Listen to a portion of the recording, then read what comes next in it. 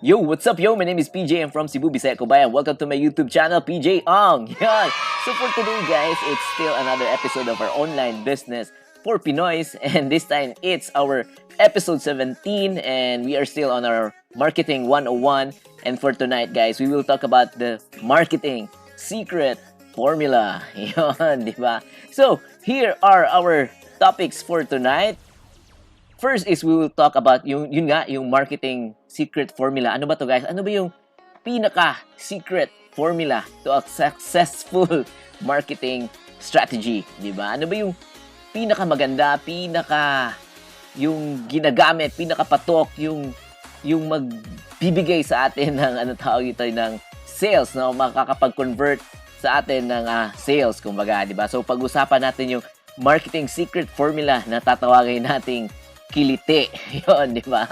So, after that, guys, after knowing yung kilite, di ba, we will talk about the 3 steps naman kung how we can use this kilite formula. Yun, di ba? So, ayos ba, guys? Di ba? So, once again, my name is PJ and I make videos about mga productivity tips, itong mga online business for Pinoys, mga money matters, mga food vlogs, travel, and a lot more. So, if interested kayo dun, guys, please subscribe now and of course, hit that notification bell so every time na may i-upload ako bagong videos, guys, ma-update kayo. Yun. So, simulan na natin, guys, itong marketing secret formula na tatawagin nating kilite. Yun. Diba? Ano ba itong kilite na to, guys? So, acronym to, guys. Actually, ito yung meaning ng kilite. Diba? So, K-I-L-I-T-I. Yun. So, yung K, it stands for known. Diba? Ano ibig sabihin nun, guys? Ang ibig sabihin nito, guys, is before tayo makapagbenta, yung number 1 talaga, guys, is we should introduce ourselves. Kumbaga, we should let the people know kung sino tayo, ano yung company natin about, ano yung mission and vision natin, di ba? Ano yung mga products natin, di ba? So, it is very important, guys, that we establish kung sino talaga tayo, di ba? So, mahalaga yun, guys. So, in any company, in any business, 'di ba? Kahit ano pa yung gustong pasukan natin, 'di ba? As you have noticed, 'di ba? Sa lahat ng website as you can see, yung mga companies may nakalagay talaga doon na about me, 'di ba? About me or about us, who we are, ganoon. So, mahalaga yun, guys, na we should somehow introduce ourselves, kumbaga, doon sa mga potential clients natin, 'di ba? So, mahalaga yun na hindi kaagad tayo magbebenta kaagad on the spot. Kumbaga, yung first step talaga is we should make ourselves known, di ba? As you know, di ba, yung mga companies, madaming they are investing on, di ba, yung mga advertisements, ganun, as you can see, yung sa mga TV ads, ganun, kahit sa mga social media, di ba, madaming mga ads doon tungkol sa company. So, yun yung, guys. So, yung number 1, guys, is yung K is be known. Importante talaga yun, guys. So, magpakilala kayo, guys. Like, me, I'm PJ, di ba? I'm from Cebu, gano'n. So, ano yung background nyo? Ano yung specialty ninyo? Gano'n. So, mahalaga na i-highlight nyo, guys. I-highlight nyo. And you will, ano tawag dito, guys? With highlighting those, yung specialty nyo, gano'n. Yung skills niyo, gano'n. Mas makakakuha kayo ng benta. So, yun. It is important, guys, to be known. So, secondly, guys, ano yung second natin na element is yung I is to inform. Kumbaga, i-inform, we should be somehow informative. We should give something, some value, kumbaga, to our potential customers, potential clients, di ba? Kumbaga, we are offering something na we should give something, kumbaga, mga information, gano'n, something that is very useful, something that is very informative na pwede nilang magamit kaagad, na they will learn something kaagad, di ba? They have some informative knowledge, di ba? About depende kasi yan, guys, kung ano yung binebenta niyo na product. For example, about insurance, ganun. For example, you are into insurance, so it is better, guys, that first you give some information muna kung about ng mga financial investments, ganun. Ano ba yun? Ano ba yung mga financial investments, and paano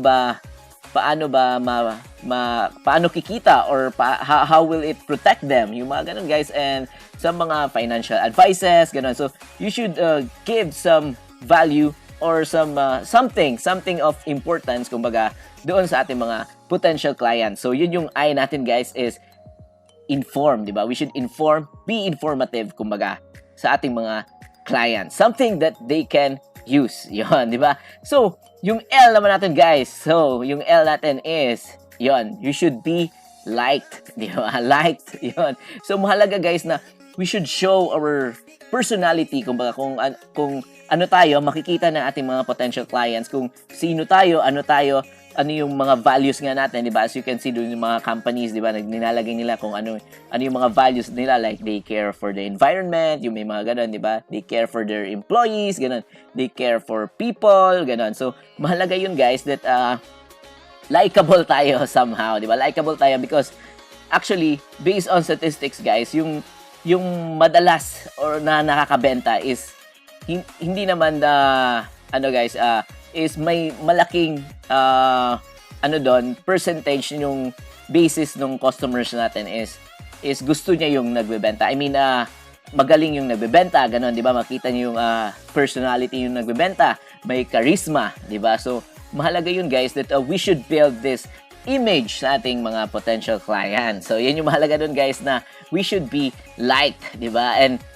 And yun, masyashock na lang kayo, guys, 'di ba, na uy, tataas yung benta natin, tataas yung sales natin, 'di ba? Depende kung ano yung sales ng products niyo or kung nag-offer man kayo ng mga services niyo, ganoon. So we should build yung image niyo. Kaya nga yung website natin dapat may portfolio talaga, guys, 'di ba? Portfolio so that they can really see, our potential customers, our potential clients will see who we are, how we work, ano yung quality na ginagawa natin sa ating work, 'di ba? Ano yung craftsmanship natin, kumbaga kung ano yung pinaglalaban natin, they will know, 'di ba? Because yun nga, mahalaga yon that we are liked by our clients and potential clients. Yun, 'di ba? So yun lang, guys, is yun nga, build your image, build your rapport to your clients, ganun. So importante yun, guys. So yun. So yun, next na tayo. It's another I, di ba? Is to inspire. Yun. So, ano ibig sabihin nun, guys? It means that yung ginagawa natin, for example, our business or kung ano man ito, our services is hindi lang siya for profits, guys. It means that this is really something. We are offering this as a solution to our customers, to our consumers, to our potential clients. We are offering a solution to their problem. So, we somehow we inspire them that to be kung ano yung mga values ng companies natin, 'di ba? Ini-inspire natin sila that they can, for example, they can reach their dreams, kumbaga, with the help of your products, ganun, with the help of your services, ganun. So somehow they will be motivated, they will be inspired, 'di ba? Kung ano man yung ino-offer natin. So mahalaga yun, guys, na hindi lang tayo all sales yung inaatupag natin or yung binibigay natin ng importance, but mahalaga din yon that our actions, kumbaga ang actions ng company natin is we are inspiring people, 'di ba? As you can see, yung mga ibang companies, they have some community services, ganon, 'di ba? May mga they reach out to the community, they do some yung mga activities na helping out the community, 'di ba?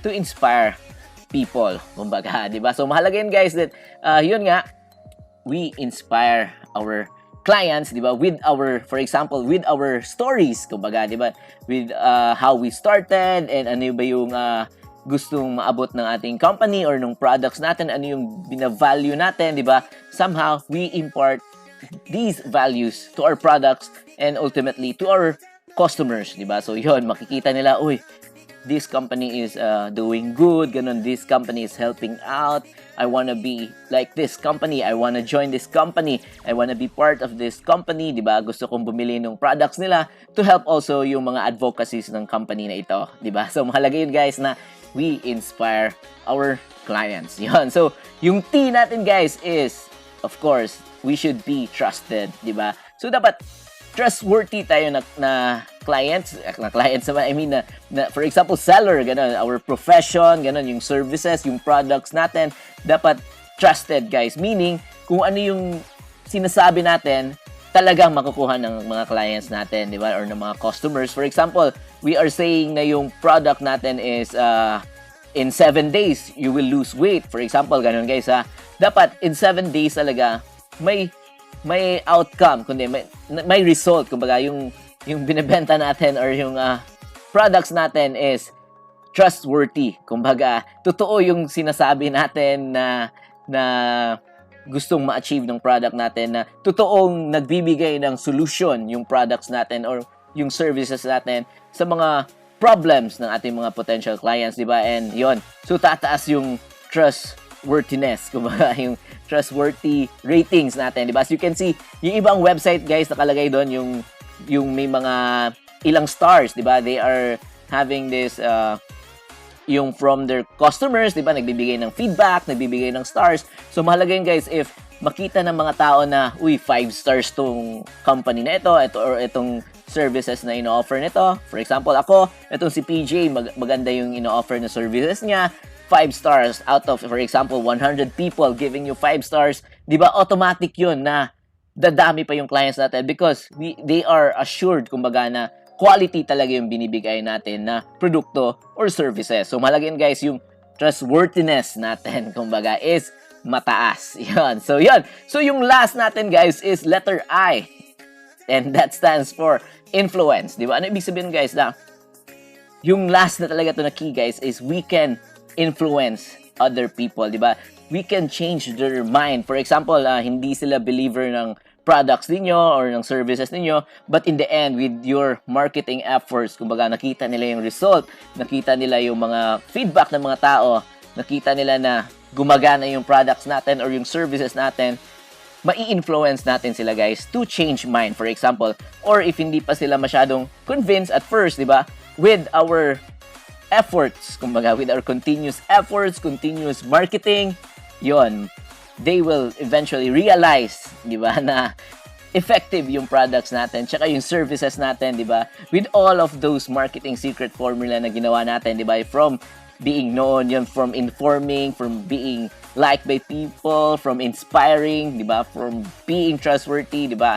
And eventually, we can influence other people, di ba? So, yun. So, yun yung marketing secret formula. Actually, guys, itong formula nito, pwede natin gamitin kahit saan guys, di ba? Kahit saan field, kahit nag-apply tayo ng work, kundi nag-apply tayo ng, for example, ano yung gusto ninyo, di ba? For example, you want to be a successful agent, gano'n, real estate agent, insurance agent, di ba? Kung gusto niyo maging successful na businessman, gusto niyo maging successful na, kung ano man yung gusto niyo naisipan guys, actually, kayang-kaya niyo yan guys, gusto niyo magbenta, kumbaga mag-start ng coffee shop, ganun. If you have this marketing secret formula, siguradong effective to guys, and siguradong lalago yung business ninyo. But ensure lang na itong formula na ito, itong kiliti na to is gagamitin nyo to your advantage. Kumbaga gamitin nyo na it's really kung ano yung sinasabi nyo mahalaga, di ba? It is yung totoo, kumbaga, di ba? If totoo lang yung sinasabi natin, di ba? Definitely with the kilite, di ba? With the kilite, totoo yung product natin, totoo yung pina-promise natin na outcome, yung result, totoo lahat yun, guys. And yun, ginamitan natin ng kilite na marketing secret formula. Guaranteed yun, guys, na magkaka-benta tayo, first client tayo, if wala pa kayong client guys, di ba? Magkaka-first client kayo, magkaka-sales kayo, yon, you will be shocked, kumbaga shook, di ba? With the use of this secret marketing formula na kilite. So yun guys, yun yung advice ko sa inyo, di ba? I-formulate yan ninyo guys, yung kilite na secret formula natin, yung diniscuss natin kanina, di ba? From known, inform, like, inspire, be trustworthy, yon, influence, ganon. Influence with your action, with your words, ganon. So, yun guys. Yun yung marketing secret formula natin guys, the kilite. And yung next topic natin guys is how do we ano tawag ito? Paano natin mapapakita to sa mga tao? Kumbaga, how do we get the message across to our customers, di ba? So, paano natin gagamitin to kiliti formula, di ba? So, here are the 3 steps, guys. So, step 1, hook method. Then, step 2 is story. Step 3 is offer, di ba? So, yung mga steps na to, guys, we'll discuss briefly lang guys, and in my upcoming videos guys, we will talk about this individually. So step 1 guys is hook. Basically itong hook na to guys, if you just imagine kung yung nagfi-fishing, di ba? May hook, kumbaga bait, di ba? Parang binibait natin yung mga isda, but hindi dapat clickbait guys ha. Kaya yung nabanggit ko kanina, dapat trustworthy tayo, di ba? So totoo lang yung sinasabi natin. So ano yung hook guys? When we say hook, it is just very short guys, very short, very bold, and it is something na nakaka-catch ng attention sa ating potential clients. It's like a short statement, kumbaga, short statement lang siya, and yun, mga catch ang attention nila. Like, for example, the secret to losing weight, di ba? Revealed, di ba? Parang gano'n, di ba? The secret to losing weight in 5 days, finally revealed. Yung mga gano'n, guys, it's something na catchy, di ba? Like, wow, may yung secret na reveal na. Kumbaga, di ba? Example lang yan, guys. Or, pwedeng sabihin niyo na ito yung secret how the millionaires, di ba? Paano sila naging millionaires, di ba? So, learn the habits. Yung mga ganon. So, yun, di ba? So, yun yung mga hook, guys. Hook na mga something short lang, short statement, something it's very bold, di ba? Bold, and yun nga, nakaka-catch ng attention. Yan. So, yung step 2 natin, guys, is story, di ba? Meaning, kwento, di ba? So, mahalaga guys na yung products niyo or yung services niyo something na relatable sa ating customers, di ba? And yung pinaka easiest way or pinaka malaking impact niyan to our customers is through a story, di ba? So, i-share niyo yung kwento niyo guys, kumbaga kung paano niyo na, for example, paano niyo na discover yung product na yun, di ba? For example, yung kwento ninyo na ilang days na kayong you are testing these different kinds of methods and fail palagi until you found this one product that really worked, diba? So, kwentuhan nyo guys, and of course, dapat totoo yun guys. Dapat trustworthy tayo, diba? So, we should go back to the Kilite formula na dapat yon, trustworthy din tayo. So, yun guys, yung kwento natin, be sure that it is something relatable, it is something true na, diba? Because eventually, they will find out, guys, if yung kwento nyo is gawa-gawa lang. So, yun, be sure that it is something you have experienced yourself or you know someone na may naka-experience ng ganon. So, yun yung story, guys, is kwento lang because through kwento, madami ang nakaka-relate. So, yun. So, yung step 3 natin, guys, is dito na tayo mag-offer. Diba? Dito na tayo mag-offer kung ano yung solusyon natin sa mga problems. Kumbaga, in-offer na natin yung product natin. So, mag-offer tayo na pwede kayong mag-join sa kanila, join our 30-day free trial, yung mga ganun, join our free seminar, ganun, free online seminar, ganun, join our Facebook group, may mga ganun. So, yun yung offer, guys. So ini-introduce na ninyo sa kanila yung product ninyo or yung services ninyo, di ba? Pwedeng it's through yung free trial muna, ganun. So, depende sa inyo, guys. But yung main point lang nito, guys, is we are now starting to offer something to our potential clients, di ba? So, yun guys, yung importante lang dito guys, hindi natin bibiglayin yung potential clients natin guys na for example, unang meet pa lang ninyo, ganun agad yung strategy niyo is bentahan agad ninyo, di ba? Ang ending yan guys, actually, di ba? Wala kasing taong gustong yung bentahan, kumbaga, di ba? So, yun. So, yun lang yung video natin for today guys. It's just short, but in my upcoming videos, yung detailed steps na to, yung 3 steps guys, pag-uusapan natin in detail and paano ninyo gagamitin to as your marketing strategy, di ba? To use yung ating marketing secret formula. Huwag niyong kalimutan yun guys, yung Kilite, di ba? So, huwag niyong kalimutan yung marketing secret formula natin, Kilite. Yun. So, I guess okay na yun. Na-complete na natin yung ating topics for today. So, yun. So, that ends my video, and if may mga tanong kayo guys, just comment down below and sasagutin ko yung mga comment niyo. And thank you very much for watching, and sa mga hindi pa nakapag-subscribe, subscribe na kayo guys. And yun, I'll see you again next time, and thank you for watching my video. And yun nga, I'll see you again next time, and hope you will continue to support my YouTube channel. Yun, I'll see you again next time. Thank you.